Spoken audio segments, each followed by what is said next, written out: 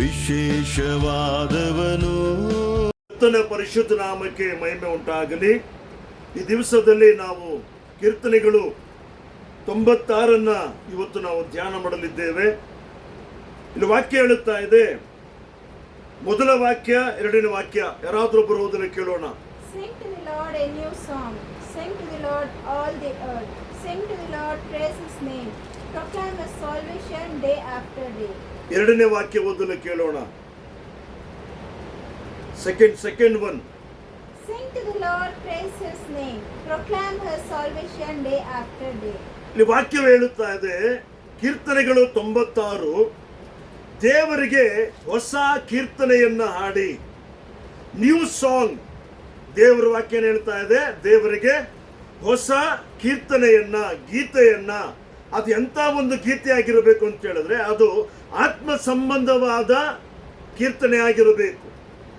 ದೇವರ ಒಂದು ಮಹಿಮೆಯನ್ನು ಕುರಿತಾಗಿ, ದೇವರ ಒಂದು ಪ್ರೀತಿಯನ್ನು ಕುರಿತಾಗಿ, ದೇವರ ಒಂದು ಬಲವನ್ನು ಕುರಿತಾಗಿ ಇರುವಂತ ಒಂದು ಹೊಸ ಕೀರ್ತನೆ ಆಗಿ ಇರಬೇಕೆಂಬುದಾಗಿ ನಾವು ವಾಕ್ಯದಲ್ಲಿ ನೋಡುತ್ತಾ ಇದ್ದೀವಿ. ಅದು ಯಾರೆಲ್ಲ ಆಡಬೇಕಂತೆ?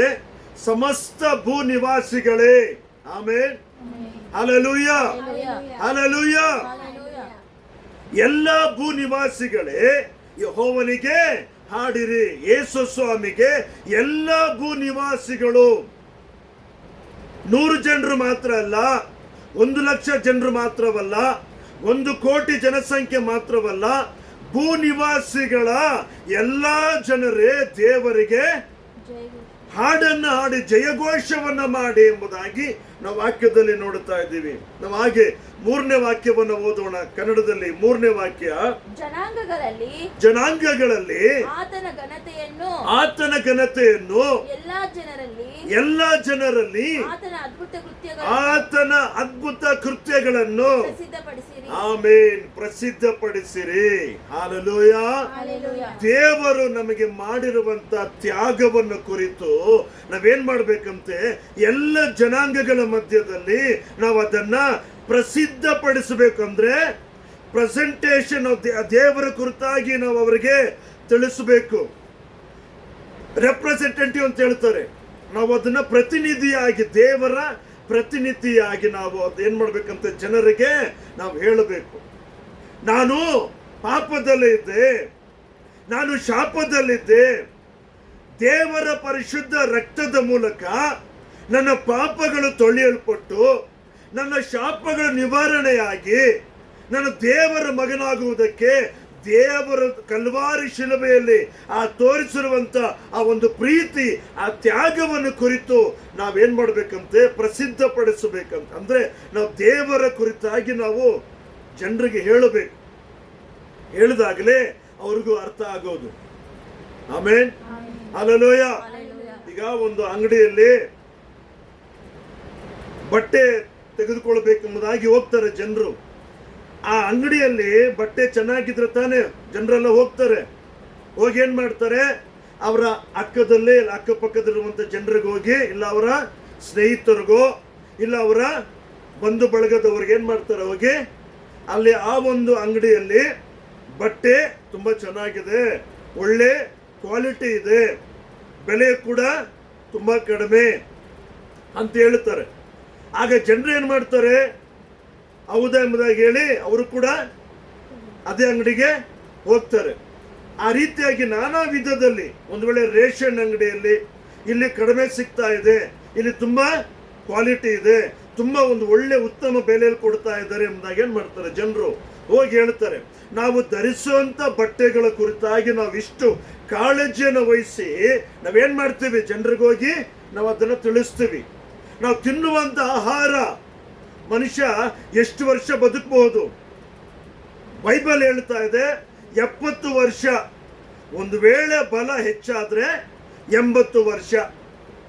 ಈಗ ನೋಡ್ತಾ ಇದ್ದೀವಿ, ಅನೇಕ ಯೌವನಸ್ಥರು ದೀರ್ಘಾಯುಷ್ಯವನ್ನ ಅವರ ಅಲ್ಪಾಯುಷ್ಯದಲ್ಲೇ ಅವ್ರು ಏನ್ ಮಾಡ್ತಿದ್ರು. ಇವತ್ತು ಅನೇಕ ಯೌವನಸ್ಥರು ಆ ಒಂದು ಡಿಪ್ರೆಷನ್ಗೆ ಒಳಗಾಗಿ, ಒಂದು ಆ ಮಾನಸಿಕ ಒತ್ತಡಕ್ಕೆ ಒಳಗಾಗಿ ಇವತ್ತೇನಾಗ್ತಾ ಇದ್ದಾರೆ? ಯೌವನಸ್ಥರೆಲ್ಲರೂ ಅಲ್ಪಾಯುಷ್ಯವನ್ನೇ ಇವತ್ತು ಕಂಡುಕೊಳ್ತಾ ಇದ್ದಾರೆ. ಅಂದ್ರೆ ಮರಣವನ್ನ ಹೊಂದ್ತಾ ಇದ್ದಾರೆ. ಮಾನಸಿಕ ಒತ್ತಡ.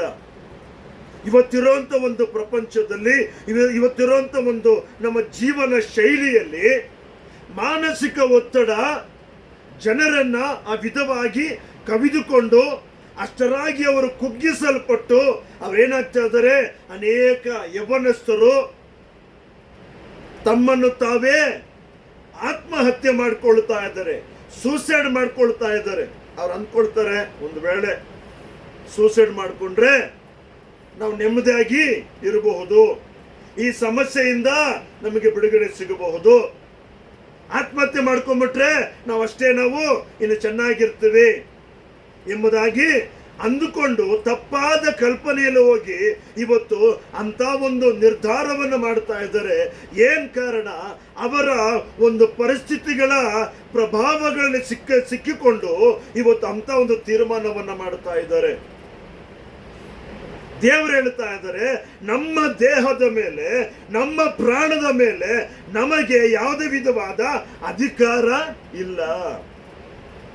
ನಮ್ಮನ್ನ ಉಂಟು ಮಾಡಿರುವಂತ, ನಮ್ಮನ್ನ ರೂಪಿಸಿರುವಂತ ದೇವರಿಗೆ ಮಾತ್ರನೇ ನಮ್ಮ ಪ್ರಾಣದ ಮೇಲೆ ಅಧಿಕಾರ ಇದೆ. ಕಾರಣ, ಪ್ರಾಣವನ್ನು ಕೊಡುವುದು ದೇವರೇ, ಪ್ರಾಣವನ್ನು ತೆಗೆದುಕೊಳ್ಳುವುದು ದೇವರೇ.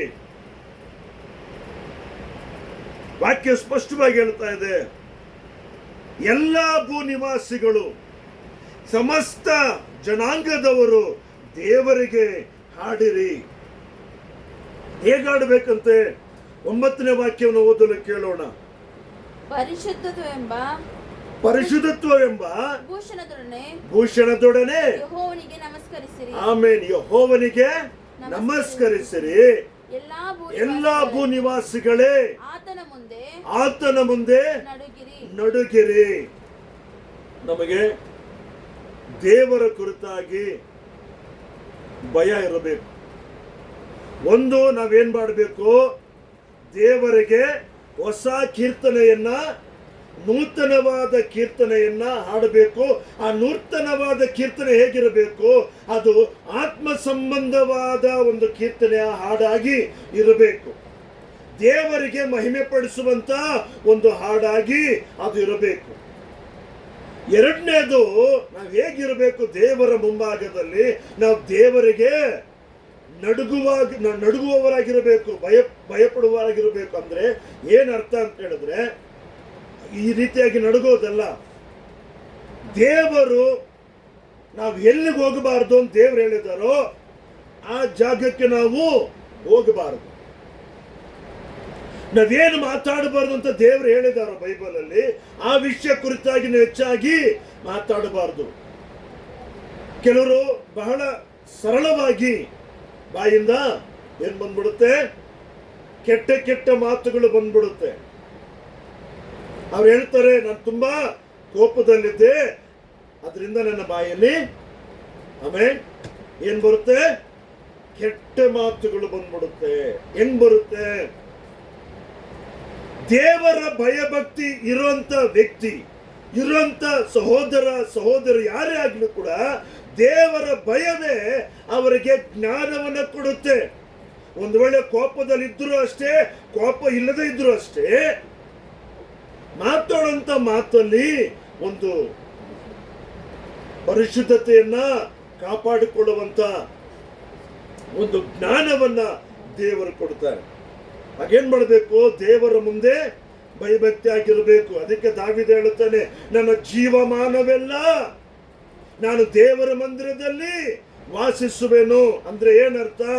ಜೀವಮಾನವೆಲ್ಲ, ಒಂದು ವೇಳೆ ಅನೇಕರು ಈ ರೀತಿಯಾಗಿ ಅರ್ಥ ಮಾಡ್ಕೋಬಹುದು, ಜೀವಮಾನವೆಲ್ಲ ನಾನು ಚರ್ಚಲ್ಲೇ ಇದ್ದು ಬಿಟ್ರೆ, ಪ್ರಾರ್ಥನೆ ಆ ಒಂದು ಮಂದಿರದಲ್ಲೇ ಇದ್ದು ಬಿಟ್ರೆ, ನಾನು ಕೆಲಸ ಮಾಡೋದು ಯಾವಾಗ, ನಾನು ಓದೋದು ಯಾವಾಗ, ನಾನು ಕುಟುಂಬವನ್ನ ನಾನು ನಿಭಾಯಿಸುವುದು ಯಾವಾಗ ಎಂಬುದಾಗಿ ಯೋಚನೆ ಮಾಡ್ತಾರೆ. ಅದು ಆ ರೀತಿಯಾಗಿ ಅರ್ಥ ಅಲ್ಲ. ನಾವು ಎಲ್ಲೇ ಇದ್ರೂ ಕೂಡ, ಒಂದು ವೇಳೆ ಸ್ಕೂಲ್ಗೆ ಹೋದ್ರು ಅಷ್ಟೇ, ಕಾಲೇಜಿಗೆ ಹೋದ್ರು ಅಷ್ಟೇ, ಕೆಲಸಕ್ಕೆ ಹೋದ್ರು, ಮನೆಯಲ್ಲಿದ್ರು, ನನ್ನ ಜೊತೆ ದೇವರು ಇದ್ದಾನೆ, ನನ್ನ ಪಕ್ಕದಲ್ಲೇ ದೇವರಿದ್ದಾನೆ ಎಂಬಂತ ಆ ಒಂದು ಒಂದು ಆ ಒಂದು ಒಂದು ಯೋಚನೆಯೊಂದಿಗೆ ನಾವಿರಬೇಕು ಎಂಬುದಾಗಿ ವಾಕ್ಯದಲ್ಲಿ ನೋಡುತ್ತಾ ಇದ್ದೀವಿ. ಅದೇ ದೇವರ ಮಂದಿರ. ಆಗ ನಮ್ಮ ಹೃದಯವೇ ದೇವರ ಆಲಯ. ಆಗ ನಾವೆಲ್ಲರೂ ಕೂಡಿ ಬರುತ್ತೇವೆ ಎಂಬುದಾಗಿ ಹೇಳಿದ್ರೆ, ನಾವೆಲ್ಲರೂ ಸೇರಿ ದೇವರನ್ನ ಒಂದು ಜಾಗಕ್ಕೆ ಬಂದು ದೇವರನ್ನ ಮಹಿಮೆ ಪಡಿಸಕ್ಕೆ ಒಂದು ಜಾಗ ಬೇಕು. ಆದ್ರೆ ದೇವರು ಹೇಳ್ತಾ ಇದ್ದಾರೆ, ನೀನೇ ದೇವರ ಆಲಯ, ನನ್ನ ಆಲಯ ನೀನೇ. Amen, hallelujah, hallelujah. ಆಗ ಮೊದಲು ದೇವರಿಗೆ ನೂತನ ಕೀರ್ತನೆಯನ್ನ ಹಾಡಬೇಕು. ಅದು ಹೇಗಿರಬೇಕು? ಆತ್ಮ ಸಂಬಂಧವಾದ ಹಾಡಾಗಿರಬೇಕು. ಎರಡನೇದು, ನಾವು ದೇವರಿಗೆ ನಡುಗುವವರಾಗಿರಬೇಕು. ಕಾರಣ ದೇವರು ನಮ್ಮನ್ನ ನೋಡ್ತಾ ಇದ್ದಾನೆ. ನಾವು ಏನ್ ಮಾತಾಡ್ತಾ ಇದ್ದೀವಿ ದೇವರು ಗಮನಿಸ್ತಾ ಇದ್ದಾನೆ. ನಾವು ಹೋಗುವಂತ ಜಾಗವನ್ನು ಕುರಿತು ದೇವರು ಸ್ಪಷ್ಟವಾಗಿ ಆತನು ನೋಡ್ತಾ ಇದ್ದಾನೆ ಎಂಬಂತ ಒಂದು ಭಯ ಇರಬೇಕು. ಮೂರನೇದಾಗಿ, ನಮ್ಮಲ್ಲಿ ಪರಿಶುದ್ಧ ಇರಬೇಕು. Hallelujah, hallelujah. ಯೆಶಾಯ ಪ್ರವಾದನೆ ಗ್ರಂಥ 6ನೇ ಅಧ್ಯಾಯ 1ರಿಂದ ನಾವು ಆ ವಾಕ್ಯಗಳನ್ನು, ಕೆಲವು ವಾಕ್ಯಗಳನ್ನು ನೋಡಬೇಕಾದ್ರೆ ಅಲ್ಲಿ ಯೆಶಾಯ ಹೊಲಸು ಜನರ ಮಧ್ಯದಲ್ಲಿ ಇರಬೇಕಾದ್ರೆ ಯೆಶಾಯನಿಗೆ ಒಂದು ದರ್ಶನ ಉಂಟಾಗುತ್ತೆ. ಆ ದರ್ಶನದಲ್ಲಿ ದೇವರು ತನ್ನ ಆ ಒಂದು ಯಜ್ಞದ ತಂಡಸ್ಸನ್ನು ತೆಗೆದು ಅವನ ನಾಲಿಗೆ ಮೇಲೆ ಇಟ್ಟಾಗ ಅವನು ಹೇಳ್ತಾ ಇದ್ದಾನೆ, ಅಯ್ಯೋ ಹೊಲಸು ತುಟಿ ಉಳ್ಳವನು ಎಂಬುದಾಗಿ ಗೋಳಾಡ್ತಾ ಇದ್ದಾನೆ. ಅಯ್ಯೋ, ನನ್ನ ದೇವರನ್ನ ದರ್ಶನವನ್ನ ನೋಡ್ಬಿಟ್ಟೆ, ನನ್ನ ದೇವರನ್ನ ನಾನು ಕಂಡುಕೊಂಡೆ ಎಂಬುದಾಗಿ ಗೋಳಾಡ್ತಾ ಇದ್ದಾನೆ. ಆಗ ವಾಕ್ಯ ಹೇಳ್ತಾ ಇದೆ, ಸೇನಾಧೀಶ್ವರನಾದ ಯೆಹೋವನು ಪರಿಶುದ್ಧನು, ಪರಿಶುದ್ಧನು, ಪರಿಶುದ್ಧನು. ಇಡೀ ಬೈಬಲ್ ಅಲ್ಲಿ ಆದಿಕಾಂಡದಿಂದ ಪ್ರಕಟಣೆ ಪುಸ್ತಕದವರೆಗೂ ಈ ಒಂದು ವಿಷಯ 3 ಬಾರಿ ಬರುತ್ತೆ. ಬೇರೆಲ್ಲ ಎರಡೆರಡು ಸಲ ಬರುತ್ತೆ. ಕೆಲ ಭಕ್ತರನ್ನು ದೇವರು ಹೆಸರಿಟ್ಟು ಕರೆಯುವಾಗ 2 ಸಲ ಕರೀತಾರೆ. ಈ ಒಂದು ಪದ ಪರಿಶುದ್ಧನು, ಪರಿಶುದ್ಧನು, ಪರಿಶುದ್ಧನು ಎಂಬಂತ ಆ ಒಂದು ಪದ ವಾಕ್ಯ 3 ಬಾರಿ ಬರುತ್ತೆ. ಅಂದ್ರೆ ದೇವರು ಪರಿಶುದ್ಧವುಳ್ಳ ದೇವರು. ವಾಕ್ಯ ಹೇಳ್ತಾ ಇದೆ, ನಾನು ಪರಿಶುದ್ಧನಾಗಿರುವುದರಿಂದ ನೀವು ಕೂಡ ಪರಿಶುದ್ಧರಾಗಿರಬೇಕು. ಎಲ್ಲ ಮಾಡಬಹುದು, ನಾವು ಪ್ರಾರ್ಥನೆ ಮಾಡಬಹುದು, ಆರಾಧನೆ ಮಾಡಬಹುದು, ಹಾಡನ್ನು ಆಡಬಹುದು, ನಾವು ದೇವರಿಗೋಸ್ಕರ ನಾವು ಕಾಣಿಕೆಯನ್ನು ಕೊಡಬಹುದು, ದಶಮಾಂಶವನ್ನು ಕೊಡಬಹುದು, ಇನ್ನೊಬ್ಬರ ಹತ್ರ ಹೋಗಿ ನಾವು ದೇವರ ಬಗ್ಗೆ ನಾವು ಹೇಳಬಹುದು, ಎಲ್ಲ ಮಾಡಬಹುದು. ಆದರೆ ತುಂಬಾ ಮುಖ್ಯ, ಗಮನಿಸಬೇಕು, ಆದರೆ ಪರಿಶುದ್ಧತೆ ಇಲ್ಲದೆ ಯಾರು ಕೂಡ ದೇವರ ಬಳಿಗೆ ಹೋಗಲು ಸಾಧ್ಯವಿಲ್ಲ. Amen, hallelujah, hallelujah. ಜೋರಾಗಿ ಹೇಳಬೇಕು, ಹಲ್ಲೆಲೂಯ. ಪರಿಶುದ್ಧತೆ ಇಲ್ಲದೆ ದೇವರ ಬಳಿ ನಾವು ಯಾರು ಹೋಗಕ್ಕಾಗಲ್ಲ. ಕಾರಣ ದೇವರು ಪರಿಶುದ್ಧನಾಗಿರುವ ಕಾರಣ ನಾವು ಕೂಡ ಪರಿಶುದ್ಧರಾಗಿರಬೇಕೆಂಬುದಾಗಿ ಹೇಳಿ ಆತನು ತನ್ನ ರಕ್ತವನ್ನು ಕೊಟ್ಟು ನಮ್ಮನ್ನ ಕರೆಯಕ್ಕೆ ಕೊಂಡುಕೊಂಡದ್ದು. ಆ ಒಂದು ಪರಿಶುದ್ಧತೆಯನ್ನ ನಾವೇನ್ ಮಾಡ್ಬೇಕು ಅಂತ ಹೇಳಿದ್ರೆ ನಾವು ಕಾಪಾಡ್ಕೋಬೇಕು. Hallelujah, hallelujah. ಆಗ ದೇವರು 9ನೇ ವಾಕ್ಯ ನೋಡಿ, ಪರಿಶುದ್ಧತ್ವ ಎಂಬ ಭೂಷಣದೊಡನೆ ಯೆಹೋವನಿಗೆ ನಮಸ್ಕರಿಸಿರಿ, ಎಲ್ಲಾ ಭೂನಿವಾಸಿಗಳೇ ಆತನ ಮುಂದೆ ನಡುಗಿರಿ. ಮೊದಲು ದೇವರಿಗೆ ನೂತನ ಕೀರ್ತನೆ ಆಡಬೇಕು. ಅದು ಹೇಗಿರಬೇಕು? ಆತ್ಮ ಸಂಬಂಧವಾಗಿರಬೇಕು. 2, ದೇವರಿಗೆ ನಾವು ನಡುಗುವವರಾಗಿರಬೇಕು, ದೇವರ ಭಯ ಇರಬೇಕು. ಇವತ್ತು ಎಷ್ಟೋ ಜನರಲ್ಲಿ ದೇವರ ಭಯ ಇಲ್ಲ. ಏನೋ ಜೀವನ ಮಾಡ್ತಾ ಇದ್ದೀವಿ, ರಕ್ಷಣೆ ಹೊಂದಿದ್ದೀವಿ, ಪ್ರತಿ ಭಾನುವಾರ ಚರ್ಚ್ಗೆ ಬರಬೇಕು, ಬರ್ತಾ ಇದ್ದೀವಿ, ಹಾಡನ್ನು ಆಡಬೇಕು, ಆಡ್ತಾ ಇದ್ದೀವಿ. ಆರಾಧನೆ ಮಾಡಬೇಕು, ಮಾಡ್ತಾ ಇದ್ದೀವಿ. ಏನೋ ದೇವ್ರ ವಾಕ್ಯ ಹೇಳ್ತಾರೆ, ಕೇಳಬೇಕು, ಮತ್ತೆ ಮನೆಗೆ ಹೋದ್ವಿ, ಏನೋ ಊಟ ಮಾಡಿದ್ವಿ, ಮಲಗಿ ನಿದ್ರೆ ಮಾಡಿದ್ವಿ, ಯಥೋ ಪ್ರಕಾರ ನಾವು ಜೀವನ ಮಾಡ್ತಾ ಇದ್ದೀವಿ. ಆದ್ರೆ ನನ್ನ ಒಂದು ಪಾಪಸ್, ನಾನು ಯಾವುದಕ್ಕಾಗಿ ನನ್ನ ದೇವರು ರಕ್ಷಣೆ ಮಾರ್ಗದಲ್ಲಿ ತಂದ್ರು, ನಾನು ಹೇಗ್ ಜೀವನ ಮಾಡ್ತಾ ಇದ್ದೀನಿ,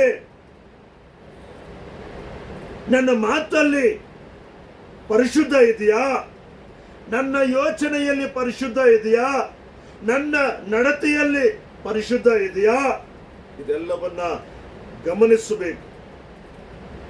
ಕಾರಣ ನಾವೆಲ್ಲ ಮಾಡಿ ಕೊನೆಗೆ ನಮ್ಮಲ್ಲಿ ಪರಿಶುದ್ಧ ಇಲ್ಲ ಅಂದ್ರೆ ನಾವ್ಯಾರು ಕೂಡ ದೇವರ ಬಳಿಗೆ ಹೋಗಕ್ಕೆ ಸಾಧ್ಯವಿಲ್ಲ. ದೇವರ ಬಳಿಗೆ ಬರಬೇಕೆಂಬುದಾಗಿ ಹೇಳೇ ಎಲ್ಲರಿಗೂ ಇಷ್ಟ, ದೇವರಿಗೂ ಅದೇ ಇಷ್ಟ. ಆದ್ರೆ ಇದನ್ನೇ ನಾವು ಬಿಟ್ಟು ಬಿಟ್ರೆ ಏನು ಪ್ರಯೋಜನ ಇಲ್ಲ. ಕೊನೆಯದಾಗಿ 13ನೇ ವಾಕ್ಯವನ್ನು ಓದಲು ಕೇಳೋಣ. ಆತನು ಬರ್ತಾನೆ, ಅಂದ್ರೆ ಯೇಸು ಭೂಲೋಕಕ್ಕೆ ತಿರುಗಿ ಬರುತ್ತಾನೆ. ಭೂನಿವಾಸಿಗಳಿಗೆ ನ್ಯಾಯ ತೀರಿಸಲಿಕ್ಕೆ ಬರುತ್ತಾನೆ. ಆತನು ಲೋಕಕ್ಕೆ ನೀತಿಗನುಸಾರವಾಗಿ ಜನಾಂಗಗಳಿಗೆ ಸತ್ಯತೆಯಿಂದಲೂ ನ್ಯಾಯ ತೀರಿಸುವನು. ದೇವರು ಬರುವಂತ ಸಮಯ ಬಹಳ ಹತ್ತಿರದಲ್ಲೇ ಇದೆ. ಭೂಲೋಕಕ್ಕೆ ದೇವರು ನ್ಯಾಯವನ್ನ ತೀರಿಸಲಿಕ್ಕೆ ನೀತಿಗನುಸಾರವಾಗಿ, ದೇವರು ನೀತಿ ಉಳ್ಳ ದೇವರು, ಆತನು ಅನ್ಯಾಯಗಾರನಾದ ದೇವರಲ್ಲ. ಹಾಗಾಗಿ ನಾವು ದೇವರ ದೃಷ್ಟಿಯಲ್ಲಿ ದೇವರಿಗೆ ಪ್ರಿಯರಾಗಿ ದೇವರ ಮಾರ್ಗದಲ್ಲಿ, ಆತನ ಪರಿಶುದ್ಧ ಮಾರ್ಗದಲ್ಲಿ ನಾವು ನಡೆಯುವವರಾಗಿ ಆ ಪರಿಶುದ್ಧತೆಯನ್ನು ನಾವು ಕಾಪಾಡಿಕೊಂಡಾಗ ದೇವರ ಆತನ ಬರೋಣದಲ್ಲಿ ಆತನು ನೀತಿಗನುಸಾರವಾಗಿ ನಮ್ಮನ್ನ ಎಲ್ಲ ಜನಾಂಗದವರನ್ನ ನ್ಯಾಯವನ್ನ ತೀರಿಸಲು ಬರುವಾಗ ನಾವು ನಿಷ್ಕಪಟಿಗಳಾಗಿ ನಾವು ಕಾಣಬೇಕು. ನಾವು ಪರಿಶುದ್ಧರಾಗಿ ನಾವು ಕಾಣಬೇಕು. ನಾವು ನೀತಿವಂತರಾಗಿ ನಾವು ಕಾಣಬೇಕು. ನಾವು ದೇವರು ಕೊಟ್ಟಂತ ರಕ್ಷಣೆಯನ್ನ ನಾವು ಕಾಪಾಡಿಕೊಂಡು ದೇವರಿಗಾಗಿ ನಾವು ಜೀವಿಸುವಾಗ ನಮ್ಮನ್ನ ದೇವರು ಬಲಪಡಿಸಿ ಕೊನೆಯವರೆಗೂ ನಡೆಸುವ ದೇವರಾಗಿದ್ದಾನೆ. ಆಮೇಲೆ ಎಲ್ಲರೂ ಹಾಗೆ ನಮ್ಮ ಕಣ್ಣುಗಳನ್ನು ಮುಚ್ಚಿದವರಾಗಿ